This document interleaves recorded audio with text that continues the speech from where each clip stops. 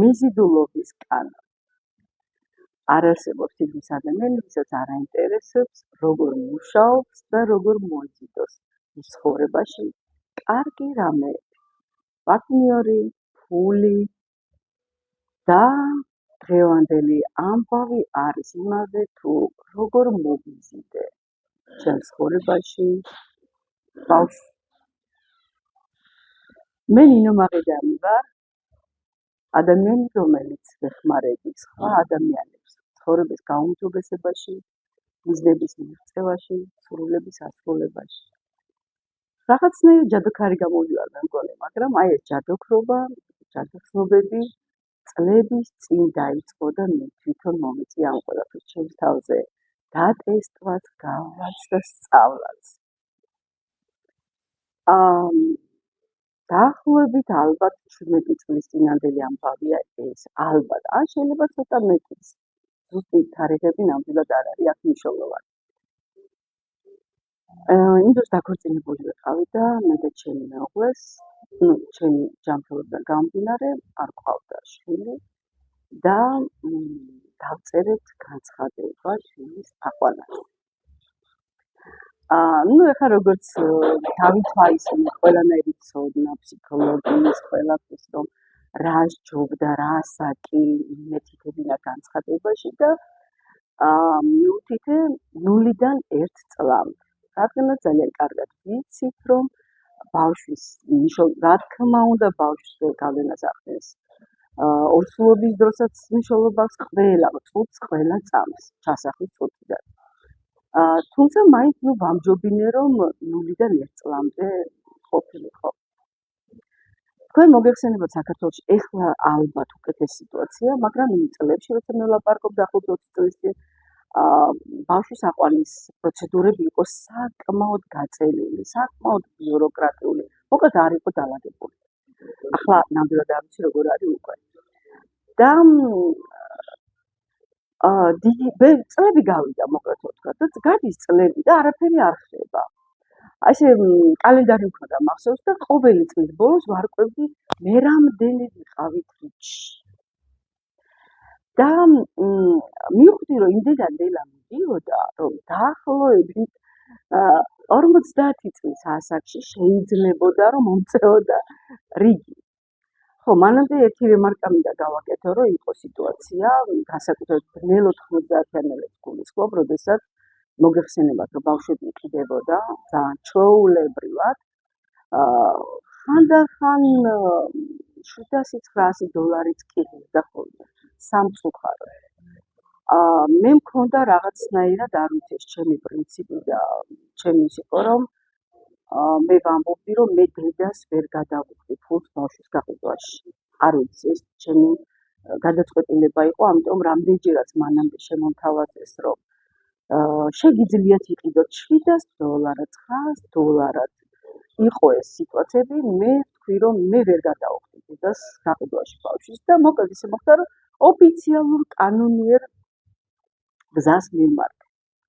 შემდეგ უკვე რომ მივხვდი უკვე რომ ვითვლი უკვე რომ 50 წლის ასაკში შეიძლება მომიწიოს და შეიძლება ისიც კი არ მომიწიოს, ვიფიქრე რომ მოდი მივალ და შევცვლი ამ თარიღებს და დავწერ 1-დან 10 წლამდე. მე ვიფიქრე რომ შანსები გაიზრდებოდა და ცოტა დამოკლდებოდა პერიოდი. მიუხედავად იმისა, რომ რა თქმა უნდა მირჩინა და ვამჯობინებდი, რომ სიტყვაზე უფრო პატარა ყოფილიყო ბავშვი.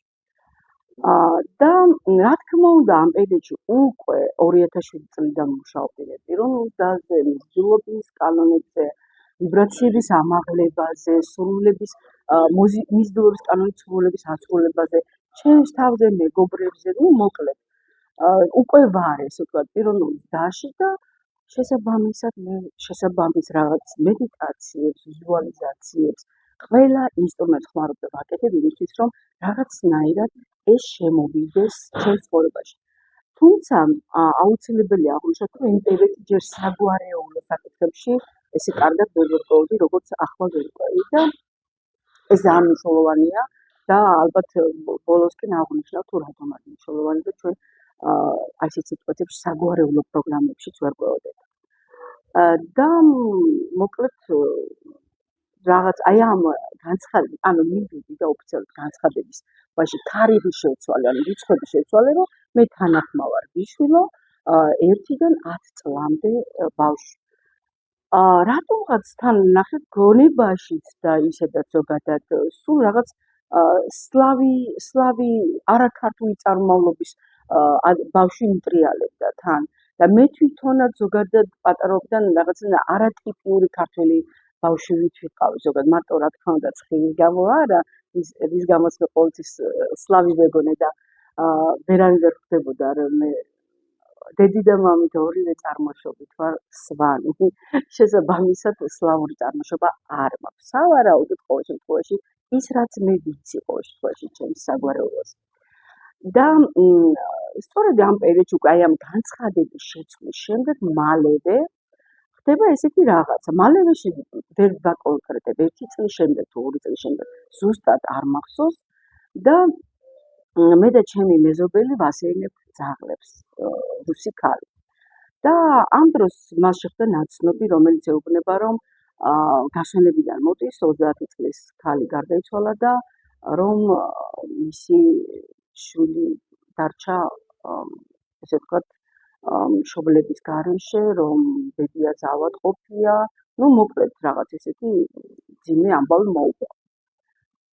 გავიარეთ ორი ნაბიჯი და უცებ მიუტრიალდი რუს ქალს და ვეუბნები, რომ თუ ამბავს ამ წუთას არ ყავს ადამიანი ვინც იზრუნებს დამაკავშირე და მე შემიძლია იქამდე სანამ ვინმე იზრუნებს ამ ბავშვზე მე შემიძლია ვიზრუნო ამ ბავშვზე უცებ იცით როგორ რაღაც დამემართა დავიხედე ქვემოთ და ვხედავ ჩემს პუდელს და მის კოკერ სპანიელს და ორი დასრული ქალი ვასეირნებთ ძაღლებს და ყვებიან გოგონას ამბავს რომელიც ძალიან ცუდ დღეშია დედა მოუკვდა ბები ავადმყოფი და ну, საკმაოდ რთულ პირობებში, რაც მოყვა ხა არ დავაზუსტებ დეტალებს, სად იყო ის ბავშვი გადაყვანილი და რა პირობებში და რაღაცნაირად ვიფიქრე, როგორ ძაღლებს ვას ამას უვლი და როგორ ბავშვი დარჩა განსაცდელში და ну, მოკლედ ისე ხდება, რომ სამყარო ისე ალაგებს ყველა სიტუაციას, რომ ეს ბავშვი მეგობრებო ხდება ჩემთან. რამდენი იყო ამის ალბათობა ვერ გეტყვით სამყაროში, პროცენტულად რომ რა თქმა უნდა შეგიძლიათ ასაკიც გამოიცნოთ. 10 წლის. 10 წლის სლავი გოგ. არ ვაკონკრეტებ წარმომავლობას შეგნებულად. სლავში გულისხმობ არაქართველი. ანუ და მე რა თქმა უნდა იმ წუთში ვერაფერს ვერ ვიხდი. ის ჩემი განცხადება და ეს ამბავი იმ წუთში არ დამიკავშირებია რა თქმა უნდა და დავიწყე ну მოკლედ იმ ბავშვზე ზრუნა. მიუხედავად იმისა რომ მე ვარ ამ წუთას უკვე 30 წლიანი გამოცდილების პედაგოგი და აი მაშინაც უკვე ვიყავი გამოცდილი პედაგოგი და εν რაოდენობა ბავშვებთან მქონდა შეხება საერთოდ სხვა რამე აღმოჩნდა მშობლობა. თან ესე ვთქვათ მშობლობა როდესაც შენ რენდამ ხდება, ის შემთხვევით ხდები მშობელი. ამას ძალიან დიდი მნიშვნელობა აქვს. ერთია, როდესაც რაღაცნაირად იაზრებ ანუ ქალი როდესაც ფეხმძიმდება, მისი ფსიქიკა გადაეწყობა მშობლობაზე. ჰორმონალურ დონეზე, გონებრივად, იქ მხარდაჭერით, იქ ოჯახის წევრების ემოციების გაზიარება, ბევრი ფაქტი. მე ყველაფერი გამოვტოვე ეს ეტაპები და უცებ აი ასე ერჩვენიერ დღეს გავხდი 10 წლის უჭკვიანესი, ულამაზესი გოგონას მეურვე.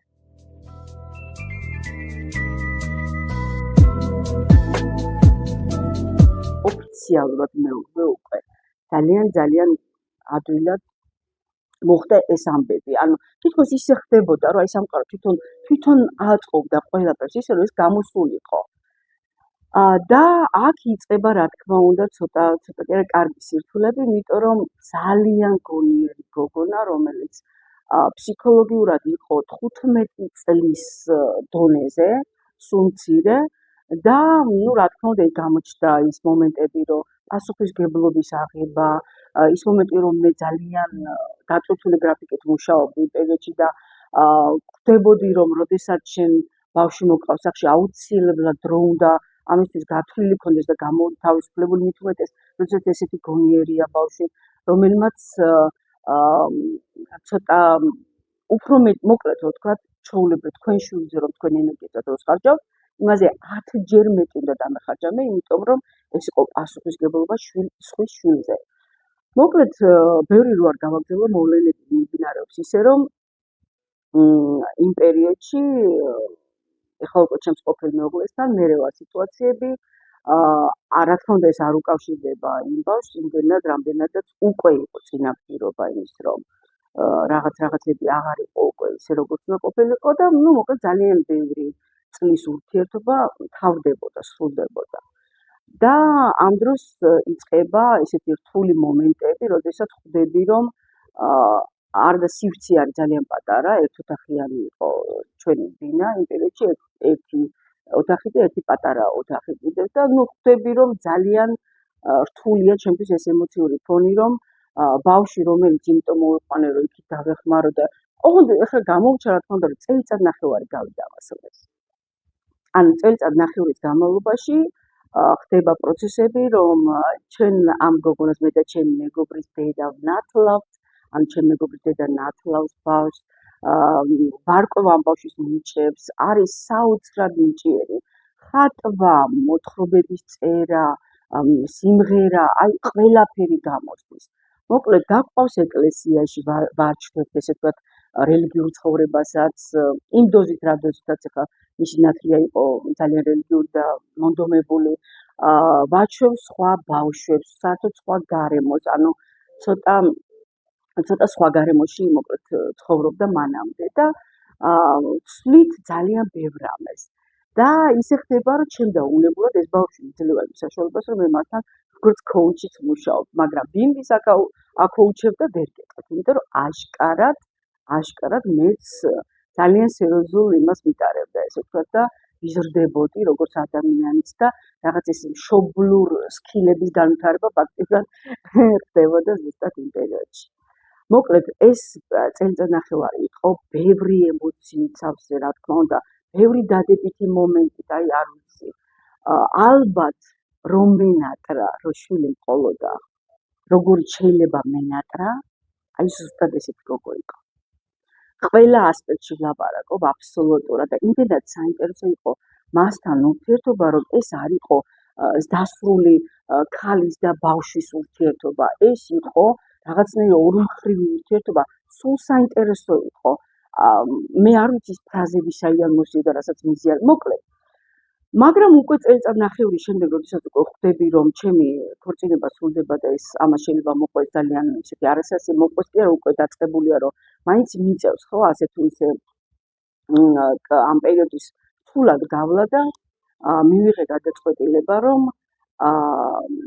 დროებით გადამეყვანა ის გოგონა ოჯახური ტიპის ბავშვთა სახლში ერთ-ერთში.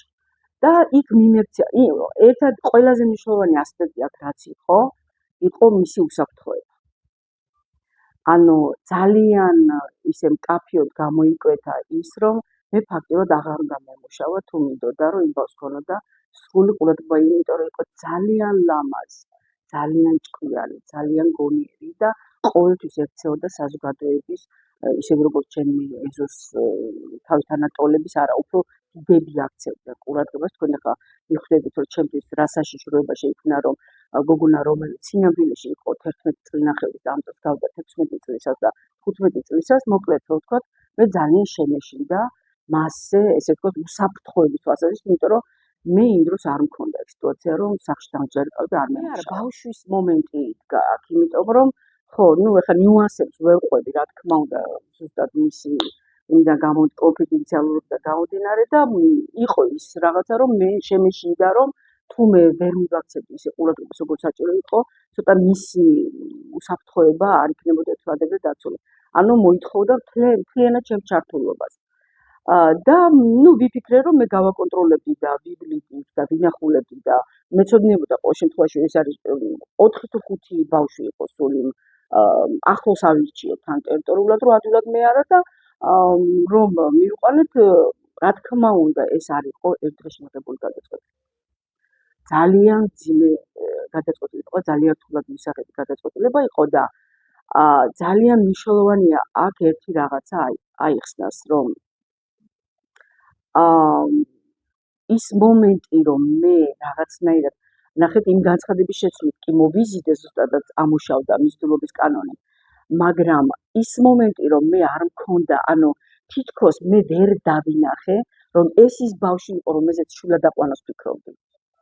ანუ მეგონა რატომაც აი ის ორგანიზაცია რო დამირეკავდა ოფიციალური და ის მეტყოდა რომ აი მობრძანდით და აი ხო მოგიწიათ რიგმა და აქ აიყვათ, ანუ მე ვერ დავინახე. მიუხედავად იმისა, რომ რა თქმა უნდა ამაზე იყო გაჟღერებული, იყო ამაზე საუბარი, მაგრამ ვერ დავინახე, რატომაც თავიდანვე რო ასე განვეწყვე, თავიდანვე რა თქმა უნდა ბავშვს მეუთხარი, რომ მე ვარ ხიდი შენი წარსულის და ახალი ცხოვრების. ან ზუსტად აი ასე უთხარი, მე დაგეხმარები, რომ შენ გადაგიყვანო ახალ ცხოვრებაში, მოგცე სხვა შანსები ცხოვრებაში და მე როგორც ანუ არასოდეს არ მისაუბრია, რომ დაუშვათ მე ის მშობლობას ვაპირებდია, რომ ანუ მოკლედ როგორც მოხდა, ისე მოხდა. ამაში შეიძლება არც სამაყო არაფერი არ არის და არც დიდი ისეთი სასიხარულო, უბრალოდ რა თქმა უნდა მე ამდენი წელი შემეყვები ამას ადვილად, თორე ეს ჩემთვის ძალიან სენტიმენტალური, ძალიან სენსიტიური თემაა და არ გასულა დღე და წუთი, როცა მე არ მიფიქრია, რა თქმა უნდა იმ გოგოზე და იმ სიტუაციაზე. თუმცა რა თქმა უნდა ის მახარებს, რომ ეს გოგონა, ну, მოკლედ იმაში ვაქცევდი ყურადღებას ყველანაირად და შემდეგ დავეხმარე რა თქმა უნდა იმაშიც, რომ როდესაც გამოჩნდნენ ისეთი ადამიანები, სანდო ადამიანები, რომლებიც იშვილებდნენ, რა თქმა უნდა დავეხმარე ამ პროცესშიც და დღესდღეობით ესეთი მილოცვების დონეზე ახალი წლის ან დაბადების დღეს გვაქვს კომუნიკაცია და ძალიან ვამაყობ, ძალიან მიხარია, რომ ნამდვილად ხიდი აღმოჩნდი, ესე გამოვიდა, რომ მისი ახლანდელი ცხოვრება რადიკალურად განსხვავდება მისი წარსული ცხოვრებისგან. ეს ამბავი რატომ მომყევი ახლა, რა თქმა უნდა ინფორმაციული დონეზე არ იყო ეს გასაზიარებელი, რამდენადაც ჩვენ გონია, რომ ნახე მიზიდულობის კანონი თითქოს აი ნოუთბუქი მოვიზიდე ჩემს ცხოვრებაში, მოგზაურობა. ამ შემთხვევაში მე ბავშვი მოვიზიდე. ოღონდ აი ნახეთ რა მოხდა, რომ ვერ დავაკავშირე, რომ ის განზრახვა და ეს განზრახვა ერთმანეთს. ამიტომ რა თქმა უნდა ფრთხილად მეგობრებო ოცნებებთან და სრულებთან, რომ ასრულებას ჩვევია. ფრთხილადში მე გულისხმობ, რომ ხანდახან შეიძლება ისეთი რაიმე მოვისურვოთ, რა თქმა უნდა ეს ჩემთვის კარგი ამბავი იყო, რაც მოხდა, მაგრამ ემოციურ დონეზე არის ჩემთვის ცოტა რთული ამბავი და ძალიან მნიშვნელოვანია, რომ ვიცოდეთ, რომ ყველაფერი შეიძლება მოხდეს ჩვენ ცხოვრებაში და ყველაფერი შემოვიდეს, რასაც გულით ვინატრებთ და ამაში ჩავახსოვთ ჩვენს დროს და ენერგიას, რა თქმა უნდა და იმ ძალას, რასაც ვიბრაციებს ეძახით ხოლმე. ალბათ მიხვდებით, რომ ვიბრაციებზე ერთ დღეში არ მუშაობენ, ეს ხანგრძლივი პროცესია, ეს ტრანსფორმაციული პროცესია და სწორედ ამ ტრანსფორმაციის გავლაში ვეხმარები მე პირადად იმ ადამიანებს, ვინცებთან მოდიან. ეს არის პოდკასტი ნომერი 9 და ძალიან გამიხარდებათ, გამოგვიწევთ, დაგვასუპორტებთ, დაგვალაიქებთ და შესაბამისად დაელოდებით ჩვენ შემდეგ პოდკასტს.